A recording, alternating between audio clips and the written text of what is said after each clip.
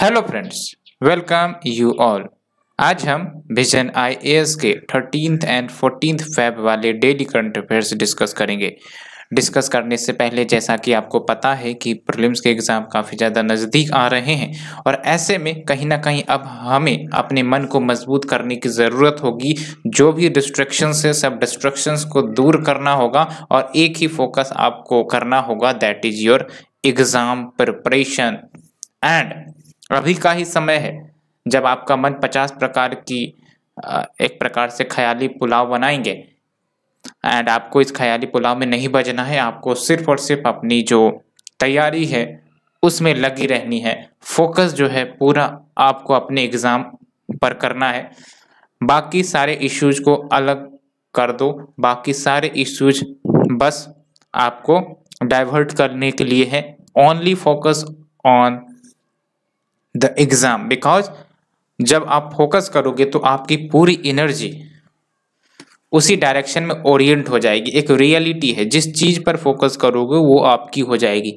अगर आप एग्ज़ाम पर फोकस कर रहे हो तो उस प्रकार की जो आपका ऑब्जर्व करने का पैटर्न है, क्षमता है, वो दिखने लगेगा। इसीलिए कहा जाता है कि focus is the ultimate thing that a person should have and we should focus on that segment that will benefit us। फालतू के ख्याल में बजने से कोई फायदा नहीं, बाद में हमें ही पछतावा होता है कि जो टाइम है वेस्ट हो गए। तो बाद में यह एहसास हो, इसीलिए इस बात की पहले से ही मंजूरी हो जानी चाहिए कि हमारा जो फोकस है वो आपका एग्ज़ाम पर है एंड बाकी सारी जो समस्याएं हैं वो सब इधर से उधर फेंक दी जाएं। सो फ्रेंड्स, आज हमें 5 आर्टिकल्स डिस्कस करने हैं। Let's move to the article first. And before that, अगर आपने हमारा टेलीग्राम चैनल ज्वाइन नहीं किया है, please do join it. The link has been given in to the description box. So let's move to the first article. The first one is a government scheme जो अभी launch की गई है, that is your smile. तो ministry of social justice and empowerment ने smile scheme launch किया है। और जब हम बात करते हैं स्माइल की तो इसका फुल फॉर्म है support for marginalised individuals for livelihood and enterprise scheme. And देखो, ये जो स्माइल स्कीम है, पहली बात तो ये कि सेंट्रल सेक्टर स्कीम है। जब हम बात करते हैं सेंट्रल सेक्टर स्कीम की तो इसका मतलब ये है कि जो भी खर्च इस स्कीम में आएगा उसका बेयर सेंट्रल गवर्नमेंट करेगी। और दूसरा होता है सेंट्रली स्पॉन्सर्ड। तो उसमें क्या होता है कि जो भी फंड्स खर्च किए जाएंगे उसमें बेसिकली शेयरिंग होती है स्टेट्स और सेंटर के बीच।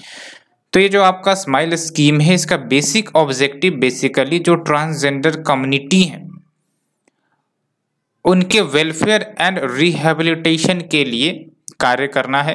साथ ही साथ वैसे व्यक्ति जो बैगिंग कार्य में लगे पड़े हैं उनको भी वेलफेयर एंड रिहेबिलिटेशन प्रोवाइड करना है। ठीक है, तो कहीं ना कहीं आप देख सकते हो जो ट्रांसजेंडर या फिर बैगिंग करने वाले लोग हैं, कहीं ना कहीं ये वल्नरेबल एंड मार्जिनलाइज्ड इंडिविजुअल्स हैं। तो इनके वेलफेयर के लिए गवर्नमेंट ने ये स्कीम लेकर आई है। और ये जो स्कीम है इम्प्लीमेंट होगा from the period 2021 to 2025-26। And इसके अंतर्गत 2 सब स्कीम है। तो पहला तो मैंने आपको बताया central sector scheme for comprehensive rehabilitation for welfare of transgender person. तो ये जो पहला सब स्कीम है ये rehabilitation and welfare transgender person के लिए होगा, जिसमें बेसिकली स्कॉलरशिप ट्रांसजेंडर स्टूडेंट्स के लिए प्रोवाइड की जाएंगी for studying in class 9 till post graduation. Rehabilitation का मतलब क्या हुआ कि जिस कार्य में अभी ये ट्रांसजेंडर कम्युनिटी इंगेज्ड है वहाँ से उनको डाइवर्ट करके कोई शिक्षा में या फिर स्किल डेवलपमेंट करके उनको प्रॉपर वर्क देना, इन सब क्षेत्र में इनकॉर्पोरेट करवाना, यही मतलब होता है रिहेबिलिटेशन का।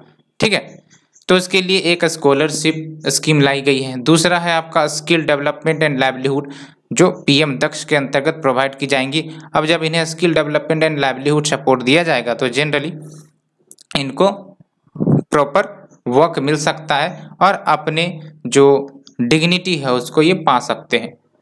Along with housing facility in the form of Garima Greh, तो गरिमा गृह के रूप में हाउसिंग फैसिलिटी भी प्रोवाइड की जाएगी सो दैट इन्हें food, clothing, recreational facilities, skill development जो भी इन चीज़ों की ज़रूरत हो उनको मिल सके। एंड ट्रांसजेंडर प्रोटेक्शन टीम हर एक स्टेट में सेटअप किया जाएगा सो दैट अगर इनके प्रति कोई ऑफेंसेस होती है तो उन ऑफेंसेस को मॉनिटर किया जाए और फिर उसको डील भी किया जा सके।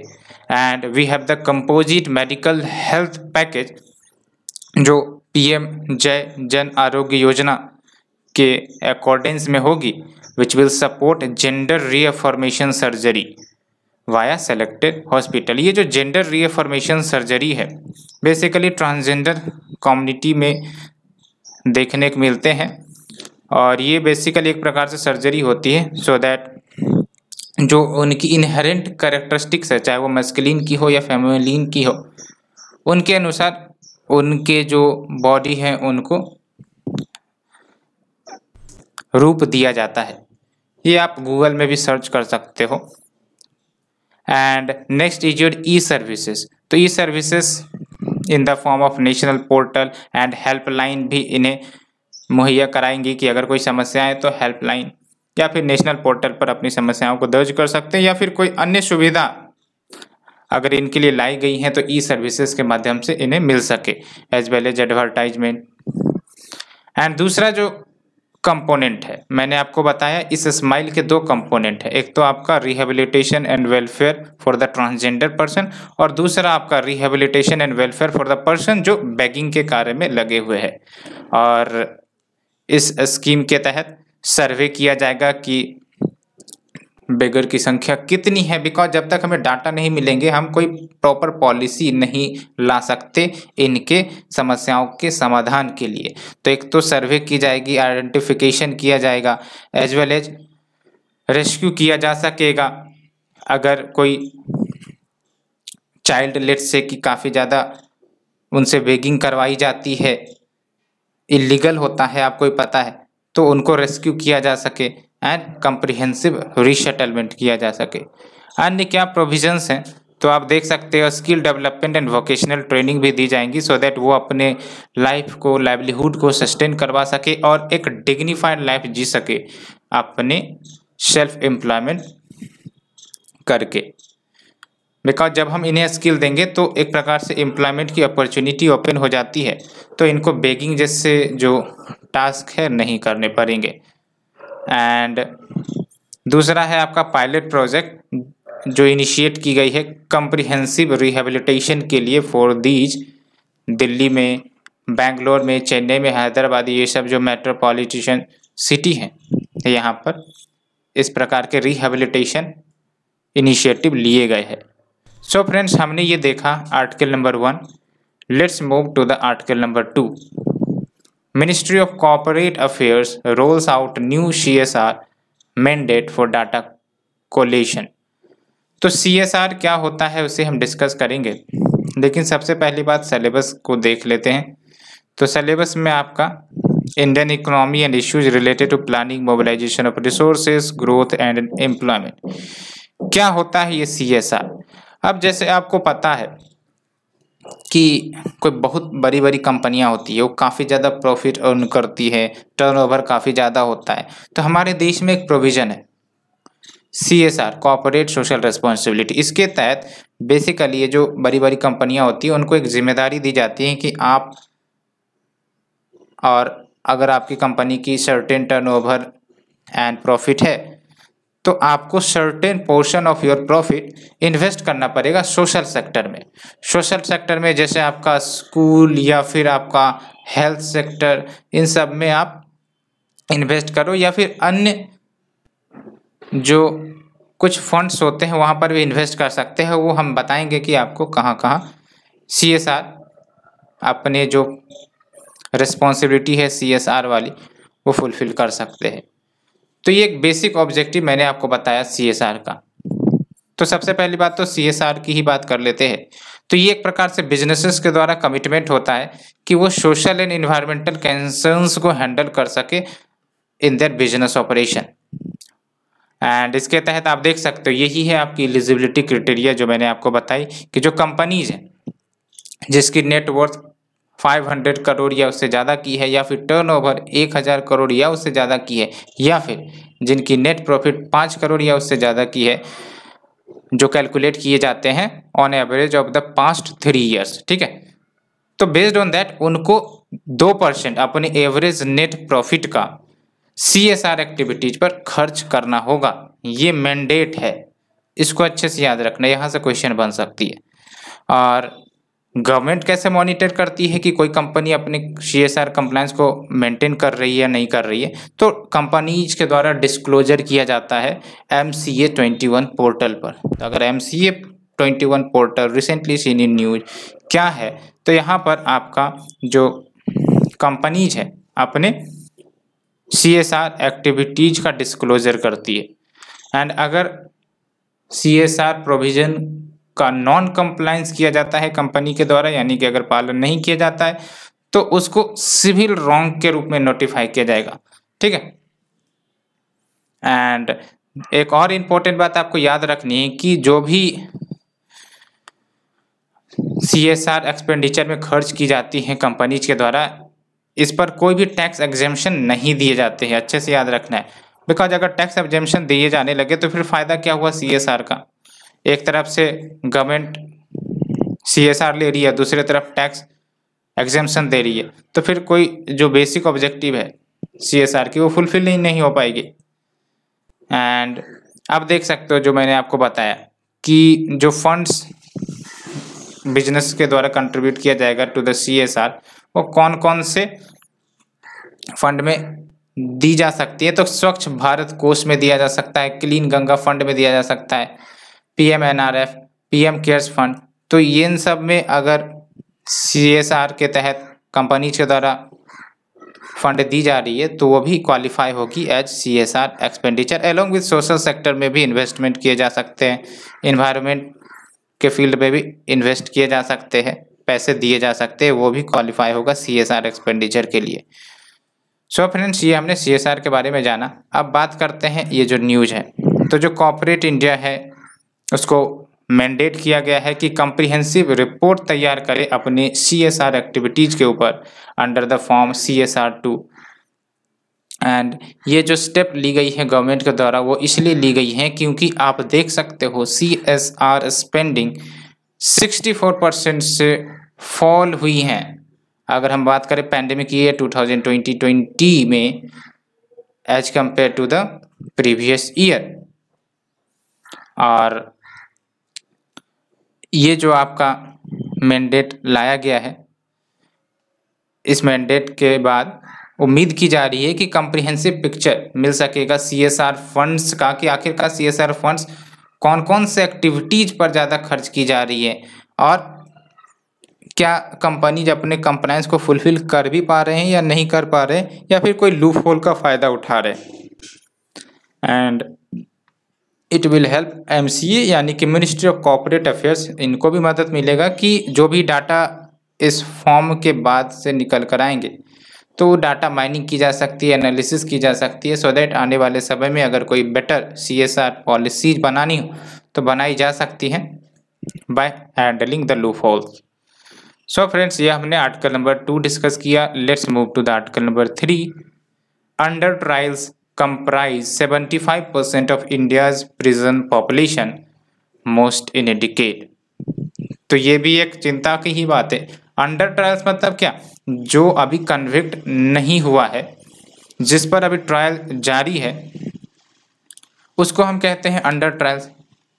लेकिन आपको ही पता है अंडर ट्रायल जब किए जाते हैं तो जो आपके एक्यूज होते हैं उनको जनरली प्रिजन में रखा जाता है। तो 100 अगर हम प्रिजन पॉपुलेशन की बात करें तो 75 तो आपके अंडर ट्रायल्स वाले ही हैं। तो होप आपको ये पिक्चर क्लियर हुई होगी।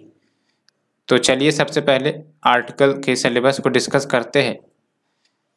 तो अगर हम बात करें आर्टिकल नंबर 3 की, तो ये आपका mechanism, laws, institutions and bodies constituted for the protection and betterment of this vulnerable section. तो सबसे पहली बात तो अंडर ट्रायल को आप समझिए।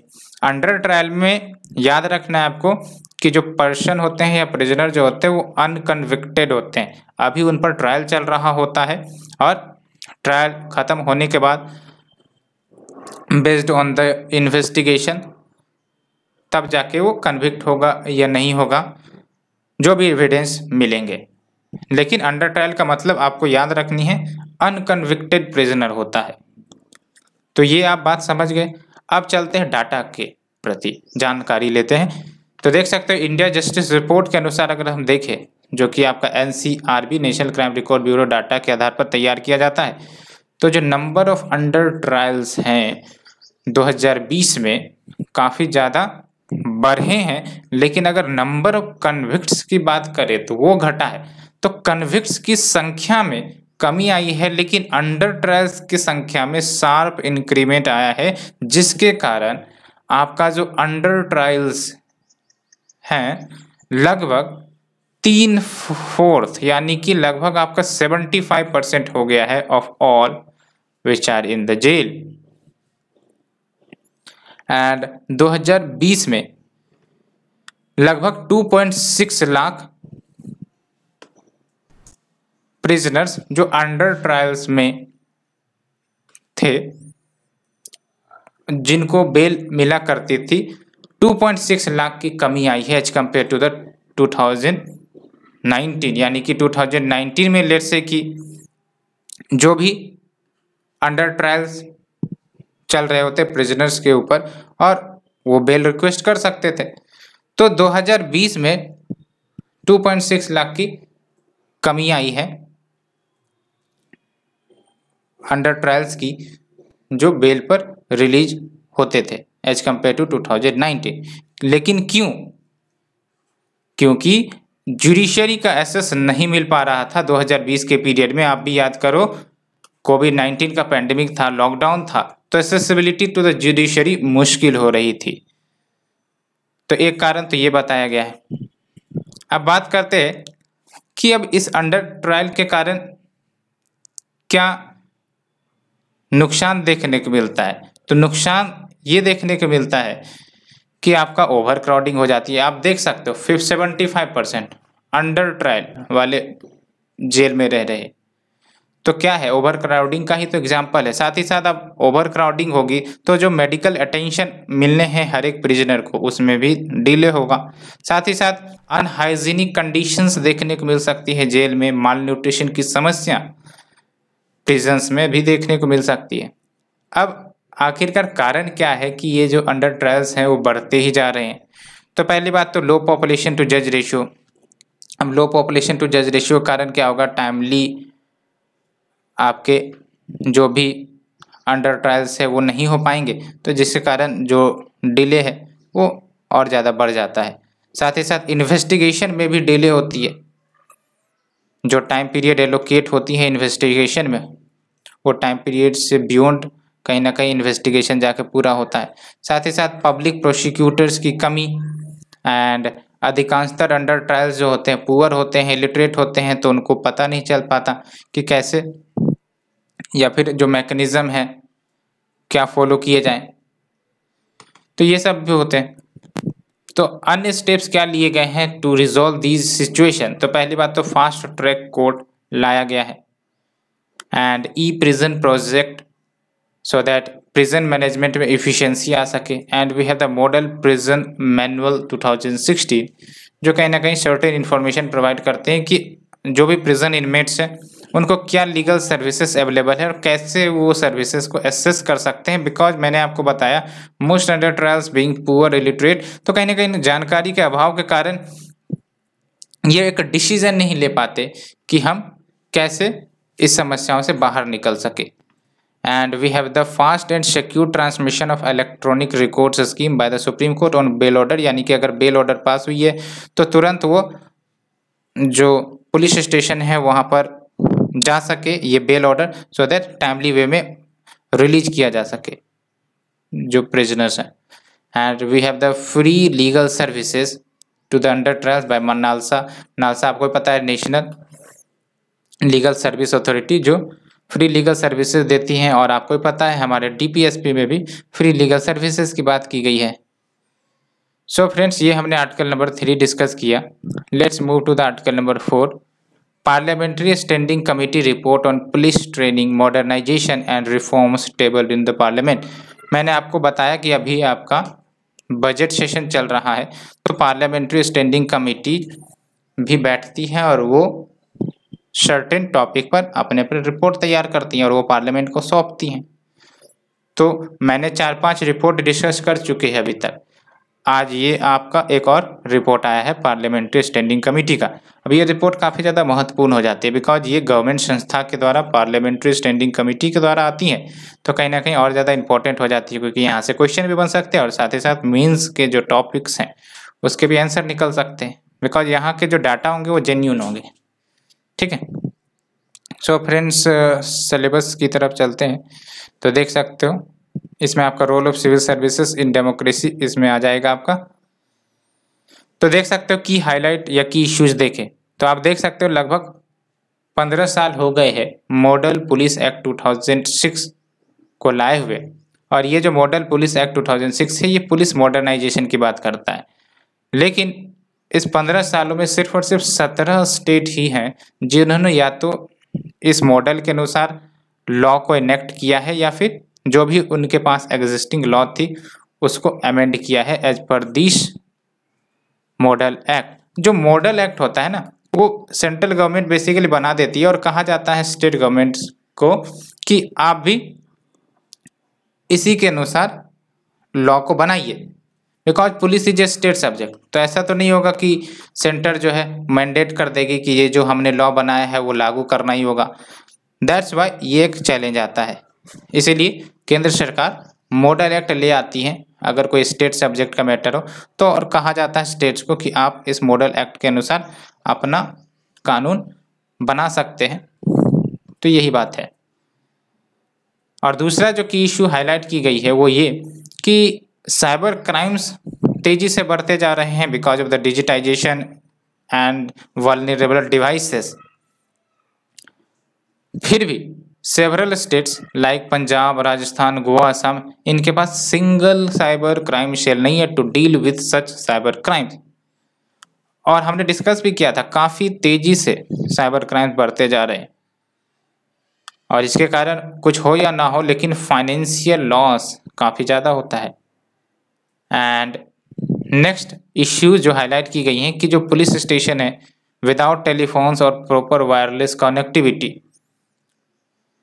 वो भी कहीं ना कहीं सर्टेन सेंसिटिव स्टेट्स में ज़्यादा है। सेंसिटिव स्टेट जैसे ये सब अरुणाचल प्रदेश है तो बॉर्डर एरियाज के ज़्यादा नज़दीक है, ओडिशा है, कोस्टल रीजन है, पंजाब है, तो यहाँ पर तो पुलिस स्टेशन में टेलीफोन्स या फिर वायरलेस कनेक्टिविटी होनी ही चाहिए सो दैट अगर कोई भी इंफॉर्मेशन स्प्रेड करनी हो तो वो तुरंत पहुँची जा सके और टाइमली वे में एक्शन लिया जा सके। लेकिन आप समझ सकते हो कि सर्टेन पुलिस स्टेशन में आपके टेलीफोन्स या फिर प्रॉपर वायरलेस कनेक्टिविटी भी नहीं है। नेक्स्ट इज योर जो पुलिस पर्सनल है उसमें भी कमी है लगभग 21% की, जिसके कारण high stress and pressure of workload देखने को मिलता है, पुअर हाउसिंग सेटिस्फैक्शन लेवल्स, ये सभी कुछ अदर चैलेंजेज। तो पुलिस पर्सनल में आप देख सकते हो लगभग 21% की कमी है। क्या रिकमेंडेशन दी गई है? तो एक तो रिकमेंडेशन बार बार यही दी जाती है कि जो इन्वेस्टिगेशन विंग है उसको सेपरेट कर दिया जाए from the law and order wing. कहने का मतलब अभी जो पुलिस है वो इन्वेस्टिगेशन भी करती हैं और लॉ एंड ऑर्डर भी संभालती है, लेकिन कहना है कि इन दोनों को सेपरेट कर दिया जाए, इन्वेस्टिगेशन के लिए अलग टीम हो और लॉ एंड ऑर्डर को संभालने के लिए अलग टीम हो। तो जब सेग्रीगेशन होगा तो कहीं ना कहीं मोर एफिशिएंट तरीके से दोनों कार्य, चाहे इन्वेस्टिगेशन के कार्य हो चाहे वो लॉ एंड ऑर्डर के कार्य हो, दोनों सटीक तरीके से होंगे और साथ ही साथ सबकी अकाउंटेबिलिटी भी फिक्स हो सकेंगी एंड पुलिस की ऑटोनॉमी भी बढ़ेगी in proving the crimes. Next is your cyber cells को सेटअप किए जाए इन ऑल द डिस्ट्रिक्ट, साथ ही साथ साइबर क्राइम हॉटस्पॉट को मैप किया जाए। ये cyber crime hotspot dedicated location होंगे जहां पर जो साइबर क्राइम की घटनाएं काफ़ी ज़्यादा होती हैं, और अगर हम इन हॉटस्पॉट को आइडेंटिफाई कर पाते हैं तो आराम से डिटेक्शन भी कर पाएंगे क्राइम्स का, और कम समय में समाधान भी निकाल पाएंगे। नेक्स्ट इज एक रोड मैप तैयार किया जाए जिसके तहत 33% वोमेन का रिप्रेजेंटेशन ऑफ पुलिस में। अभी कितना रिप्रेजेंटेशन है? ओनली 10.3%, तो काफ़ी कम। हम जेंडर इक्वलिटी की बात करते हैं तो जेंडर इक्वलिटी हमें दिखनी भी चाहिए, लेकिन अगर हम बात करें पुलिस में तो इसमें आप देख सकते हो ओनली 10.3% आपका वोमेन रिप्रेजेंटेशन है। तो कहीं ना कहीं इसको बढ़ाकर 33% वोमेन रिप्रेजेंटेशन किया जाए, ये भी एक फोकस एरिया है। Along with at least 1 all women police station हो हर एक डिस्ट्रिक्ट में, ये भी अच्छा रिकमेंडेशन है। हर एक डिस्ट्रिक्ट में कम से कम एक ऑल वोमेन पुलिस स्टेशन तो होना चाहिए। नेक्स्ट इज ट्रेनिंग या सेंसिटाइजेशन प्रोग्राम्स कंडक्ट किए जाए जो मॉडर्न टेक्नोलॉजी आ रहे हैं, सो दैट इन टेक्नोलॉजी का application police investigation, law and order maintenance में किया जा सके, like artificial intelligence, drone technology, forensic, ballistic sciences. तो इन सब का उपयोग कहीं ना कहीं पुलिस प्रशासन में अच्छे तरीके से किया जा सकता है और इसका काफ़ी पॉजिटिव रिजल्ट भी मिलेगा। And next is your separation of training module to tackle crimes in the tribal areas. तो ट्राइबल एरियाज में अगर क्राइम्स टैकल करना है तो उनके लिए हमें कहीं ना कहीं सेपरेट ट्रेनिंग मॉड्यूल चाहिए, बिकॉज आपको ही पता है ट्राइबल एरियाज में अगर कुछ लॉ एंड ऑर्डर की इश्यूज आती हैं तो हमें कहीं ना कहीं एक अन्य तरीके से डील करना पड़ेगा एज कम्पेयर टू हम नॉन ट्राइबल एरियाज में जो डील करते हैं। साथ ही साथ जो भी इंफॉर्मेशन है अबाउट कि स्टेट क्या कर रही है मॉडर्नाइजेशन प्रोसेस को लेकर, उसको पब्लिक डोमेन में रखा जाए, सो दैट एक कंपटीशन का सेंस क्रिएट हो सके बिटवीन द स्टेट्स, एंड साथ ही साथ प्रेशर बन पाए लैगिंग स्टेट्स के ऊपर कि भाई साहब अच्छा हम पीछे हो गए हैं और हमें भी आगे मॉडर्नाइजेशन के कार्य करने चाहिए, देखो ये स्टेट कितना अच्छा कर रहा है, हमें भी अच्छे करने की ज़रूरत है। जैसे नीति आयोग की जो रैंकिंग आती है तो उसमें से one of the focus area ये होती है कि सब अपने अपने कमजोरियों को आइडेंटिफाई कर सके और बेस्ड ऑन दैट उस पर वर्क करे और फिर आगे बढ़े। एंड एक रिलेटेड न्यूज में आप देख सकते हो सेंटर ने अप्रूव कर दिया है continuation of modernisation of police forces scheme अगले 5 सालों के लिए, और ये 2025-26 तक चलेगी। क्या ऑब्जेक्टिव है एमपीएफ का, मॉडर्नाइजेशन ऑफ पुलिस फोर्सेस का? तो पहली बात तो ये कि जो स्टेट गवर्नमेंट की डिपेंडेंस है army and central armed police forces पर उसको कम किया जाए। बेसिकली जो स्टेट गवर्नमेंट होते हैं army and central armed police forces का यूज करती हैं सो दैट इंटरनल सिक्योरिटी को मेंटेन किया जा सके, लॉ एंड ऑर्डर को मेंटेन किया जा सके। तो ये डिपेंडेंसी कैसे कम होगी? जब हम स्टेट पुलिस फोर्सेस को प्रॉपर ट्रेनिंग देंगे एंड जो भी ट्रेनिंग इंफ्रास्ट्रक्चर है उसको बूस्ट करेंगे तभी होगी। तो ये ऑब्जेक्टिव है। सो फ्रेंड्स, इसे डिस्कस करने के बाद let's move to the next article and the last one, essential religious practice test in religious matters. ये अभी काफ़ी ज़्यादा चर्चा में है। कर्नाटका में जो हिजाब इशू निकल कर आई है वहाँ से फिर ये काफ़ी ज़्यादा चर्चा में हुई है, तो ये काफ़ी ज़्यादा इम्पोर्टेंट भी हो जाती है। फंडामेंटल राइट्स आपको अच्छे से याद होनी चाहिए क्योंकि फंडामेंटल राइट्स प्रीलिम्स के लिए काफ़ी ज़्यादा इम्पोर्टेंट होते हैं। तो एक एक आर्टिकल जो है आपको रटी होनी चाहिए। एम लक्ष्मीकांत में एक सेपरेट सा पेज दिया हुआ है जिसमें आर्टिकल 14 से 18, आर्टिकल 19 से 22, आर्टिकल 23 से 24 ऐसे करके दिया हुआ है। तो उस आर्टिकल को अच्छे से रट लेना है क्योंकि बार बार यहाँ से 1-2 क्वेश्चन आ ही जाते हैं। So friends, let's discuss. तो ये जो आपका इसेंशियल रिलीजियस प्रैक्टिस टेस्ट है इसका सिग्निफिकेंस कहीं ना कहीं अभी देखने को मिल रही है। जो अभी प्री यूनिवर्सिटी कॉलेजेस जो अभी कर्नाटका में इश्यू चल रही है कि मुस्लिम गर्ल्स जो हिजाब पहनकर आ रही हैं उनको इंटर करने ना दिया जाए, तो फिर यहाँ से ये आपका टेस्ट निकल कर आ रहा है। ये है क्या बेसिकली? तो ये जो डॉक्ट्रिन है सुप्रीम कोर्ट ने रखा था, ठीक है, सुप्रीम कोर्ट के द्वारा इवॉल्व किया गया था शिरूर मठ केस 1954 में, सो दैट सिर्फ और सिर्फ वो रिलीजियस प्रैक्टिसेस को प्रोटेक्ट किया जाए जो इसेंशियल है और इंटीग्रल है रिलीजन में, किसी भी रिलीजन में, तो उनको प्रोटेक्ट किया जाए। और ये सिरूर मठ केस याद रखना है, ये काफ़ी इंपॉर्टेंट है प्रीलिम्स के लिए। और इसके अनुसार सुप्रीम कोर्ट ने कहा था कि ये जो टर्म रिलीजन है इसमें वही रिचुअल एंड प्रैक्टिसेस कवर होंगे जो इंटीग्रल पार्ट है किसी भी रिलीजन के। एंड वो कौन डिसाइड करेगा कि वो इंटीग्रल पार्ट है या नहीं है, तो सुप्रीम कोर्ट ही डिसाइड करेगा कि आखिरकार कोई सर्टेन प्रैक्टिसेस और रिचुअल इसेंशियल है या फिर नॉन इसेंशियल है। तो ये अच्छे से याद रखना है, याद रखने की तो जरूरत नहीं है, समझ गए होगे इस इसेंशियल रिलीजियस प्रैक्टिस टेस्ट का क्या मतलब है ना। तो इसके तहत क्या है कि जो आपका रिलीजन है वो सर्टेन रिचुअल या प्रैक्टिसेस को इंटीग्रल पार्ट टू ए रिलीजन मानेगा या नहीं मानेगा, वो टेस्ट करेगा।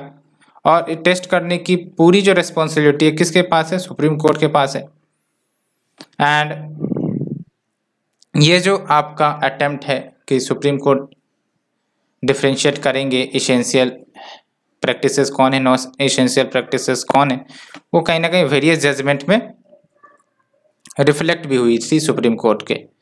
जैसे फॉर एग्जांपल 1983 में सुप्रीम कोर्ट ने अपील भी किया था जो तांडव डांस है वो इसेंशियल रिलीजियस प्रैक्टिसेस नहीं है एवं दोज जो आनंदा मार्गी सेक्ट करते हैं।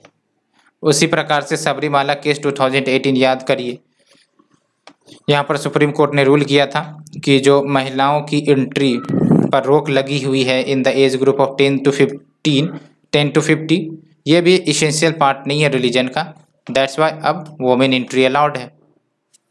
तो time to time Supreme Court ने डिसाइड किया है what is essential practices, what is not essential practices, and based on that judgement भी दी गई है। लेकिन सर्टेन क्रिटिसिज्म है इस ERPT को लेकर। तो ये जो डॉक्ट्रिन है, इस डॉक्ट्रिन ने कहीं ना कहीं आप देख सकते हो जो कोर्ट है अब उस एरिया में इंटर कर रहे हैं which is beyond it's competence. कहीं ना कहीं जो जजेज हैं अब उनको पावर मिल रही है कि वो डिसाइड कर सकते हैं प्योरली रिलीजियस क्वेश्चन। एंड कहीं ना कहीं जो इसेंशियलिटी टेस्ट है वो इम्पिंज करती है किसी भी इंडिविजुअल के ऑटोनॉमी को कि वो अपने रिलीजियस बिलीफ के अनुसार प्रैक्टिस करे जो हमारे फ्रीडम ऑफ रिलीजन में दी भी गई है। तो सिंपली कहे तो इट इम्पिंजेज द रिलीजियस फ्रीडम जो आपके आर्टिकल 25 में है। आर्टिकल 25 क्या है, एम लक्ष्मीकांत का किताब खोल के आप देखो। आर्टिकल 26 क्या है उसे भी आप ओपन करके देखो, सो दैट ये सब आर्टिकल्स आपके रट आ जाए क्योंकि क्वेश्चन पूछे जाते हैं। सो फ्रेंड्स, ये हमने ऑल दीज आर्टिकल्स डिस्कस किया। होप आपको समझ में आ गई होगी। अगर समझ में आ रही है please do like share subscribe. Thank you friend, thank you very much, and please don't forget to join the Telegram channel. The link has been given into the description box.